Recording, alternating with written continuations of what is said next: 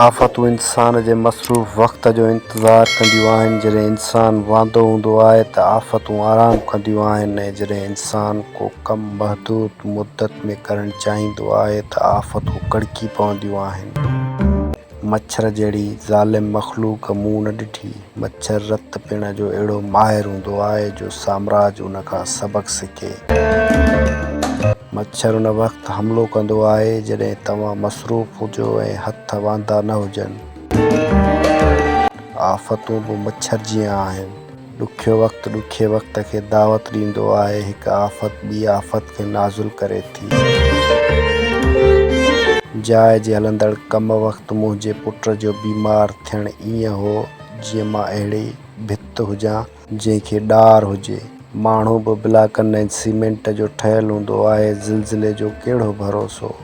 अलमियो इंसान लाइ ज़िलज़िलो आहे। ज़िलज़िलो हुजे या अलमियो, ॿिन्ही सूरतुनि में इंसान जे पेरनि हेठां ज़मीन निकिरी वेंदी आहे ऐं रही पवंदो आहे। बीमारियूं एॾियूं सघारियूं हूंदियूं आहिनि जो हिकु डॉक्टर खे ॿिए डॉक्टर जी ज़रूरत पवंदी आहे। हिकु स्पेशलिस्ट डॉक्टर ॾे वठी वियसि।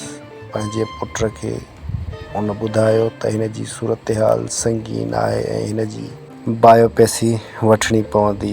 डॉक्टर ऑपरेशन थिएटर में हिन जी बायोप्सी वरिती। उहो हिकु ड्रिघे कद वारो सन्हो डॉक्टर हुयो जेको ॾिसी मूंखे लॻंदो हुयो त हिन जी मथो आसमान सां लॻी रहियो आहे।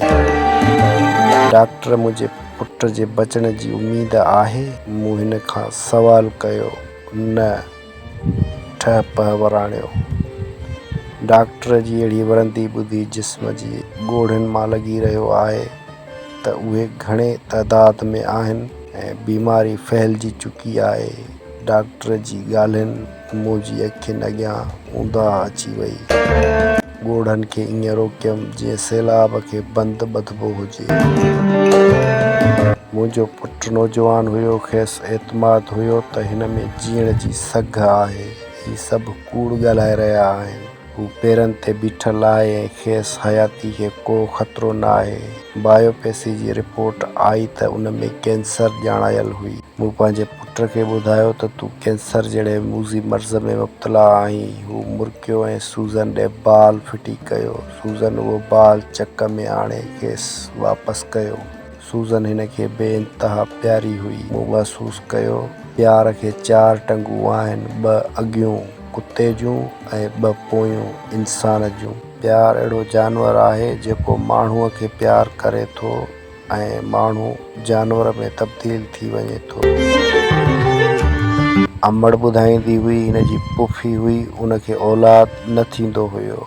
ॻोठ खां 7 कोह परे हिकु बे औलाद औरत रहंदी हुई जंहिंखे पाड़े माउ चवंदा हुआ।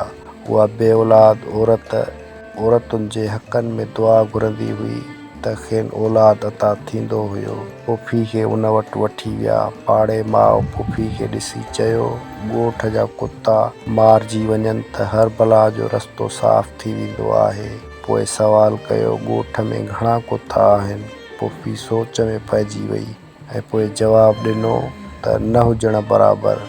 पाड़े माउ फ़िक्रमंद थी ऐं ॾुख में अखियूं बंदि करे दुआ घुरी पोइ अखियूं खोले पुफी खे चयईं, वञ, तोखे ख़ुदा कुतो अता कंदो।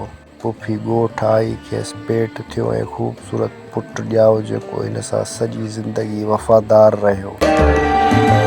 मूंखे लॻंदो हुयो त मुंहिंजो पुटु ईअं आहे छो जो हर हाल में ख़ुशि गुज़ारींदो हुयो, मुर्कंदो हुयो ऐं जेकी मिले मज़े सां खाईंदो हुयो। हिन जूं अखियूं नासी हुयूं, बिल्कुलु अहिड़े कुते जियां जंहिंखे भूरा वार हुजनि। ठहंदड़ जाइ ते छॾियल बोडो चौकीदार सां ईअं ठही वियो जीअं विछड़िया मिलिया हुजनि। पुट जी बीमारी जे करे घणो वक़्तु मुंहिंजो इस्पताल में गुज़रंदो हुयो, जंहिं करे जाइ ते वञी न सघंदो हुयसि। ठेकेदार देरि सां ईंदो हो। मिस्त्रियुनि चौकीदारनि सां मिली मुंहिंजो घणो सामान चोरी कयो, जंहिंमें लोह खां वठी बिजली जूं तारूं ऐं सीमेंट शामिल हुया। मूंखे लॻंदो हुयो त चोरी थी रही आहे, पर कुझु करे न सघंदो हुयसि छो जो वक़्त खे अहमियत हुई। चाहींदो हुयसि त जाइ जो कमु जारी रहे, जीअं थोरे वक़्त में सामान खणी उते रहाइश इख़्तियार कयां। पुट जी बीमारी जे करे हर शइ हेठि मथे थी वई। क़िस्मत खे पियो घटि वधि ॻाल्हाईंदो हुयसि त आख़िर उन अलमीअ जो अंजाम छा थींदो। बोडो नस्ली कुतो साबित न थियो, हू कंहिं गद्दार जो नसुल हो। कुते जे नफ़्स ते कब्ज़े लाइ उन जो पुछ कटे पाण वटि रखंदा आहिनि। इंसान अंदरि 2 वॾा ॾंद आहिनि। उन्हनि ॾंदनि में कुते जो वात आहे ऐं वात पोयां पूरो कुतो मौजूदु आहे। ईअं कुते जो नफ़्स उन जे पुछ में आहे। पुछ कटे पाण वटि रखो, बेवफ़ाई करे त उन जो पुछ कढी उन खे लतूं हणो। कुते जी रड़ जो आवाज़ ईंदो। रड़ ऐं भौंक में फ़र्क़ु आहे। रड़ तॾहिं कंदो आहे जॾहिं तव्हां उन खे बेवफ़ाई जो अहसासु ॾियारियो ऐं भौंकंदो तॾहिं आहे जॾहिं तव्हां सां वफ़ादार हूंदो आहे।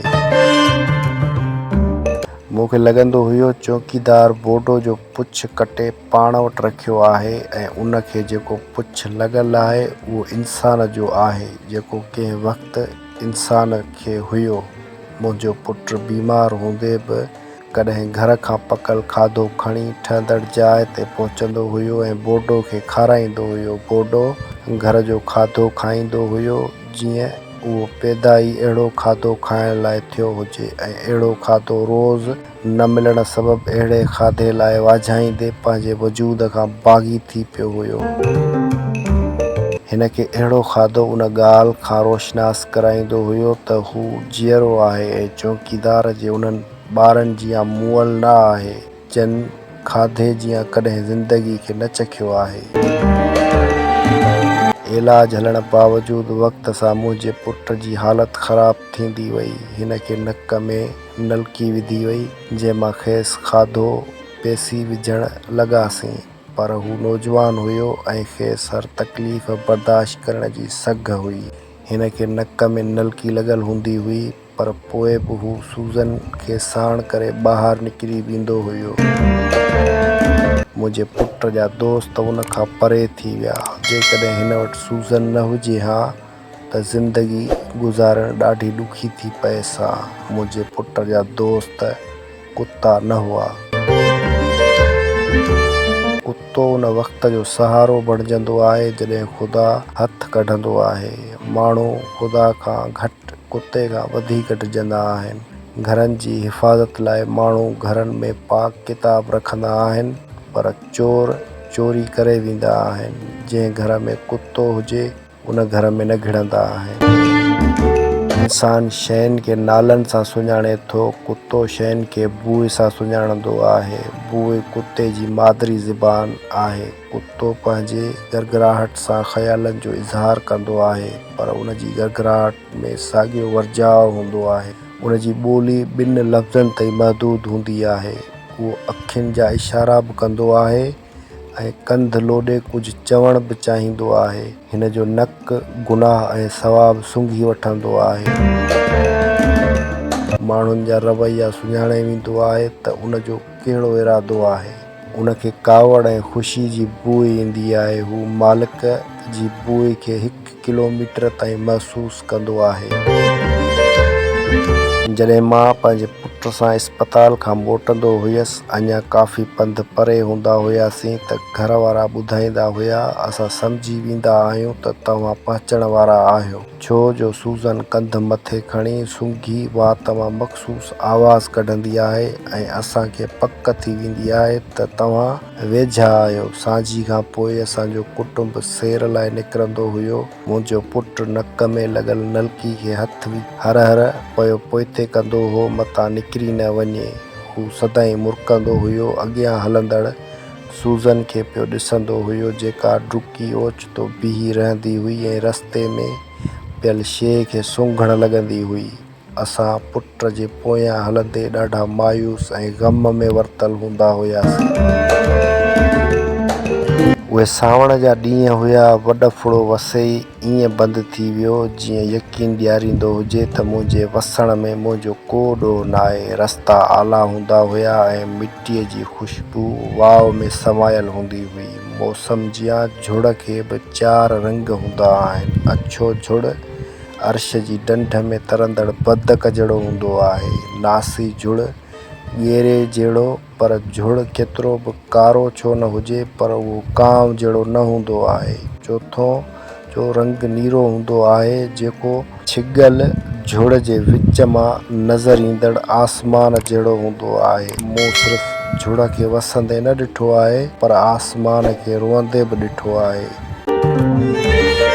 ऑपरेशन महिल मूंखे डॉक्टर ॿुधाए छॾियो हुयो त कोशिशि कयूं था, पर तुंहिंजे पुट जे बचण जी उमेद न आहे। कैंसर जी ॻोढ़ियुनि जो तइदादु ॿुधाए थो। जेकॾहिं उन मिक़दार में ॻोढ़ियूं हुजनि त बचणु मुमकिन न हूंदो आहे। मां ॿुॾतर में हूंदो हुयसि त मुंहिंजो पुटु अलाए बचंदो अलाए न। मूं अहिड़ी ॻाल्हि कॾहिं बि पुट सां न कई। हू चवंदो हुयो, घबराए न, ठीकु थी वेंदसि। हिन जे एतमाद खे ॾिसी लॻंदो हुयो डॉक्टर कूड़ थो ॻाल्हाए।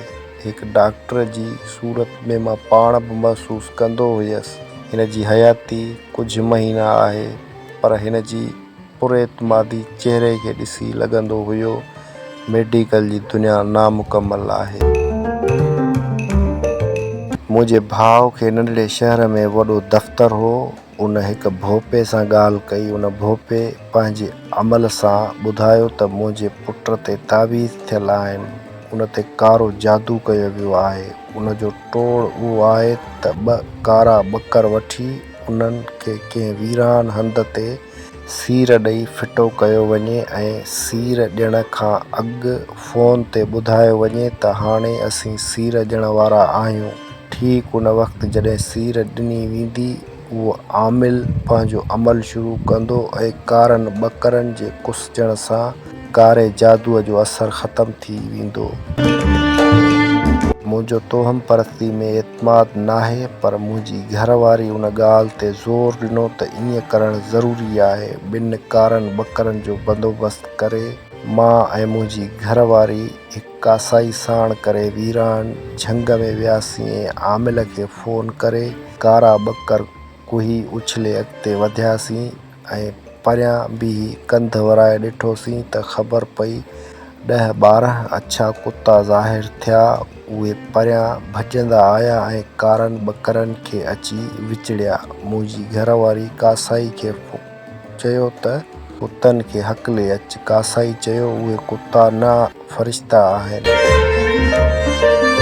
गोश्त खाइण लाइ फ़रिश्तनि खे कुतो थियणो पवंदो आहे। मुंहिंजी ज़ाल ऐं मां उहो सोचे फ्लैट ते वापसि आयासीं त अहिड़े अमल खां पोइ ज़रूरु असांजे पुट ते असरु पियो हूंदो। उहो सदाईं जीअं मुर्गी सूज़न सां खेॾी रहियो हुयो। असांजे अहिड़े अमल जो हिन ते नफ़्सियाती असरु पियो ऐं ॿुधायईं हू काफ़ी बहितर महसूसु करे रहियो आहे। मां केतिरा ई ॾींहं उहो सोचींदो रहियसि त उहे 10-12 अछा कुता कीअं ज़ाहिर थिया, जेके ज़िबह थियल 2 कारनि ॿकरनि मथां अची कड़किया। दरअसल तव्हांजे ज़हन में जेका शइ हुजे, दुनिया जी हर शइ उन जहिड़ी नज़र ईंदी। दिलि में कुतो वेठल हुजे त भौंकण जो आवाज़ु ईंदो। उहे अछा कुता उमेदुनि जा रूप हुआ, जिन खे लोमड़ जहिड़ा कन ऐं बघड़ जहिड़ा ॾंद हुआ। हसरतूं झंगली जानवर जीअं आहिनि, जिन खे असीं घरनि में पालण जी कोशिशि कंदा आहियूं। नांग जे मथे ते प्यार मां हथु फेरे नथो सघिजे। ॿिली पंहिंजो जिस्म तव्हांजे हथ सां घसाए थी, पर बाज़ीगर जी दिलि पालियल शींहं ते प्यार मां हथु फेरण वक़्तु ख़ौफ़ खां ज़रूरु तेज़ धड़कंदी हूंदी। उन अरसे दौरान जाइ जो हेठियों हिसो ठही तयारु थियो। मथियों हिसो अञा नामुकमल हो, जंहिंमें कालमनि विच में सीमेंट जे ब्लाकनि जूं उघाड़ियूं भितियूं हुयूं। मूं वटि एतिरा पैसा न बचा जो ॿाहिरियां लोह जे दरवाज़े खे मुकमल तौरु बंदि कराए सघां। उन दरवाज़े में हेठियां विथियूं हूंदियूं हुयूं, जितां कुता घर में ईंदा वेंदा हुआ। बोडो हाणे वॾो थी चुको हो, पर हिफ़ाज़त न थियण सबबि उहो टाउन जे कुतनि सां मिली उन्हनि जहिड़ो थी चुको हो। ॿाहिरें दर जे हेठिएं विथी मां घर ईंदो वेंदो हो। उन अॻियां ॻभे टुकुर उछलायो त शौक़ सां खाईंदो हो।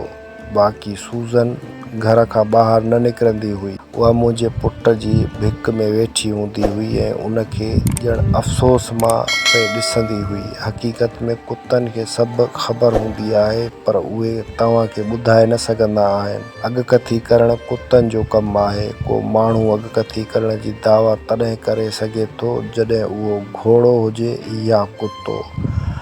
शायदि सूज़न खे ख़बर हुई त हू कुझु ॾींहंनि जो महिमान आहे। कुता सूंघी हयाती ॿुधाए सघनि था। कुते जी उमिरि नंढी हुजण जो सबबु उहो बि आहे त हू पंहिंजूं वफ़ादारियूं जल्द विरहाए छॾे थो। पोइ हिन वटि ॾियण लाइ कुझु बि नथो बचे, उन करे जल्दी गुज़ारे वञे थो। मुंहिंजो पुटु हाणे हिकु बिस्तर ते बेसुध पियल हूंदो हो। उन जी कीमियोथेरेपी हलंदी हुई, जंहिं करे तबियत में चिड़चिड़ो थी पियो। खेसि ओकारा ऐं उल्टियूं अचण लॻियूं। जन मां बेज़ार लॻंदो हुयो। हिकु दफ़े बिस्तर ते वेठे रोई रहियो हुयो त सूज़न उन वटि वई ऐं ज़बान सां ॻोढ़हा चटण लॻी। ॾुख जो ज़ाइक़ो नमकीन आहे। इंसान जी दिलि लूण सां भरियल आहे। दिलि जा सभु रस्ता अखियुनि ॾे वञनि था। हू हाणे रोअंदो हो। अलमाड़ी मथां रखियल पेट्रोल जी बंदि बोतल खे सूंघंदो हो। उहा पेट्रोल जनरेटर लाइ हूंदो हुयो। मूंखे लॻंदो हो संदसि आपघात करण जो इरादो आहे। उहा बोतल पाण मथां हारे तीली ॾींदो। मूं उहा बोतल उतां खणी गुम करे छॾी। असां हिन खे हौसलो ॾींदा हुआसीं, तूं ठीकु थी वेंदे, घबराए न, खेसि माउ चवंदी हुई। ऐं पोइ उहा दिलि में चवंदी हुई, जेकर पंहिंजे मौत खां सवाइ ॿियो को मौत न ॾिसां। मौत गूंगो ॿोड़ो अंधो आहे। उहो ई सबबु आहे जो असां खे नज़र न ईंदो आहे। जेकॾहिं मौत ईअं न हुजे हा त इंसान जूं अखियूं कढी छॾे, कन कपे छॾे ऐं ज़बान वढे छॾे। मौत कुते खां बदतर आहे, छो जो कॾहिं बि भौंकी हमिलो नथो करे। उहो ईंदो आहे ऐं गुज़ारे वेंदो आहे। मौत खे बख़मल जा जोराबा पातल हूंदा आहिनि। उनखे ॾिसण जी सघ इंसान वटि नाहे। कॾहिं मुंहिंजो पुटु चवंदो हुयो, मूंखे ॿाहिरि खणाए हलो, हिन मुल्क में मुंहिंजो इलाजु नाहे। मां खेसि तसली ॾींदो हुयसि, दुनिया में उन बीमारी जो इलाजु हर हंधि साॻियो आहे। ॿाहिरि बि उहे ई दवाऊं इस्तेमालु थियनि थियूं जेकी हिन मुल्क में। हू मुंहिंजी ॻाल्हियुनि मां मुतमिन थी वेंदो हुयो ऐं सूज़न जे मुंहं ते हथु फेरींदो हुयो। नई जाइ वसी हुई। उन में 9 कमरा हुआ, 2 हॉल, 3 लाउंज ऐं हिन जो बिस्तरो लाउंज में पियल हूंदो हुयो। असां उन चौधारी कुर्सियुनि ते वेठल हूंदा हुआसीं। खाधो ग्राइंडर में पीही खेसि नलकी वसीले हिकु सिरिंज सां ॾींदा हुआसीं। हिन जूं अखियूं ॻोढ़नि सां भरियल हूंदियूं हुयूं। संदसि नासी अखियुनि में तरंदड़ ॻोढ़नि अंदरि असांजो पूरो कुटुंब ॿुॾल हूंदो हुयो। मां वॉशरूम जो दर बंदि करे रोअंदो हुअसि। हिन जी माउ इबादत कंदी हुई ऐं हथ सदाईं दुआऊं घुरंदा हुआ। नंढो भाउ हिन भरिसां ज़िमेदारी में मसरूफ़ हूंदो हुयो। मूंखे लॻंदो हो पूरो कुटुंब कारे ककर में रहंदो हुजे। उन ककर जे हर कारे चग में ॻोढ़नि जूं कतारूं लड़कंदियूं हुजनि। मूं ख़ुदा जे बयां कयल क़यामत खे अखियुनि सां ॾिठो ऐं उन इंतज़ार में हूंदो हुयसि त कॾहिं थी दोज़ख जी सज़ा मिले। बोडो टाउन में रुलंदो हो। कॾहिं ॿाहिरें दर जी विथी टपी अंदरि ईंदो हो त मुंहिंजे पुट खे ॾिसी उन खे विचिरण जी कोशिशि कंदो हो, पर असां उन खे हकल ॾेई परे कंदा हुआसीं त मथां कुते जा जरासीम बीमार पुट खे न विछड़ी पवनि। दर हेठां अचण वञण जो सबबु बोडो लोह जी ॾियारी चिॿी करे छॾी हुई। उन्हनि ॾींहंनि दौरान को बि नुक़सानु भरण लाइ असां वटि पैसा न हुया। हिकु दफ़े मां पुट जे कीमियोथेरेपी कराई इस्पताल खां मोटियसि त बोडो दर जी हेठीं ॾियारी मां अंदरि आयो। मुंहिंजो पुटु कावड़ में वठिजी वियो। उन हिकु लठ खईं ऐं बोडो ते वसाइण शुरू कई। बोडो रड़ियुनि में मची वियो। भितनि जे कुंड में लिकियो त मुंहिंजे पुट वरी उन खे लठ साण मारणु शुरू कयो। हिन बोडे खे मार ॾेई दिलि जो भार हल्को कयो, पोइ अंदरि वञी बिस्तर ते वेठो ऐं ज़ारो क़तार रोअणु लॻो। सूज़न हिन जा ॻोढ़हा चटण आई ऐं हिन खे परे धिको ॾिनो। मां न बचंदसि, हिन चयो। मूंखे पक आहे मां मरण वारो आहियां। हू सच चई रहियो हुयो, छो जो कैंसर जिस्म में एॾी फैलियल हुई जो का दवा असर न करे रही हुई। हू ॻाल्हाईंदो हुयो ऐं रोअंदो हुयो। मां चुप हूंदो हुयसि ऐं अंदर में रोअंदो हुयसि। हिन जी माउ इबादत में मशगूल हूंदी हुई ऐं नंढो भाउ प्यार ऐं ॾुख मां खेसि ॾिसंदो हुयो। अधु मुकमल जाइ ठहण खां पोइ मींहं बंदि थी विया। जॾहिं तव्हां वटि को मसइलो न हुजे त पोइ मौसम ते ॻाल्हाए सघो था। मौसमुनि जो असरु उते हूंदो आहे जिते हालतूं ठीकु हुजनि। इंसान वटि सदाईं ॻोढ़नि जी मौसम हुजे त सावण खे कहिड़ी अहमियत। मुंहिंजो अक़ीदनि में वेसा न आहे, पर ईद निमाज़ ज़रूरु पढ़ंदो आहियां। उन जो सबबु उहो आहे त ईद निमाज़ पढ़ण जी आदत आहे। नंढे हूंदे खां वॾड़नि सां ईद निमाज़ पढ़ी मां उन जो आदी थी चुको आहियां। उहा पहिरीं ईद निमाज़ हुई जेका मूं न पढ़ी। मुंहिंजो पुटु हलण जहिड़ो न हुयो, उन करे वञी न सघियासीं। उन खे अकेलो छॾे वञूं हा त संदसि दिलि ते अलाए छा गुज़रे हा।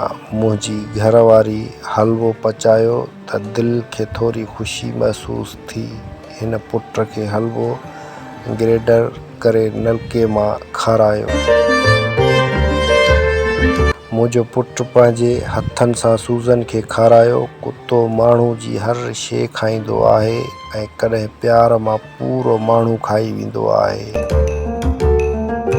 इंसाननि जो बि अहिड़ो ई क़बीलो आहे जेको मरण खां पोइ उन करे माण्हू खे खाई वेंदो आहे जो उन्हनि जो अक़ीदो आहे त जेकॾहिं न खाईंदासीं त मुअल खे मुक्ति न मिलंदी। उन जे रूह खे उहो अहसासु थींदो त मरण खां पोइ जिस्म कंहिं कम जो न रहियो। उन जे रूह खे उहो अहसासु थींदो त मरण खां पोइ जिस्म कंहिं कम जो न रहियो। ईद जे ॾींहुं बोडो टाउन जे ॿियनि कुतनि सां दर जे हेठि विथी मां आयो। मुंहिंजे पुटु थोरो उथी उन खे पाण ॾे अचण जो इशारो ॾिनो। उहो डोड़ंदो उन वटि वियो ऐं प्लेट में पियल हलवो खाइण लॻो। उन ईद ते जॾहिं बोडो रोलू कुतनि साण आयो त मुंहिंजे पुट जे मुख ते मुर्क हुई। कुते खे केॾो बि मारियो, उहो उन खे पंहिंजे गुनाहनि जी सज़ा सम्झी तव्हांखे माफ़ करे छॾींदो, मालिक ते कॾहिं हमिलो न कंदो। रोअंदो ऐं उन जा खड़ा थियल कन उन करे हेठि थी वेंदा। बोडे जे मुंहं में अहिड़ो को बि घुंड न हो जंहिं मां उन जी नाराज़गी ज़ाहिर थिए। मुंहिंजे पुट खे उहा नदामत थी रही हुई त उन कावड़ में बोडे ते तशदुद कयो। उहो सोचे उन टहक ॾिनो। मूंखे ज़िंदगी जो अहसासु थियो ऐं सभु कुता प्यार मां भौंकिया। मूं सोचियो ज़िंदगी उहा ई आहे, जियो, टहक ॾियो ऐं भौंको।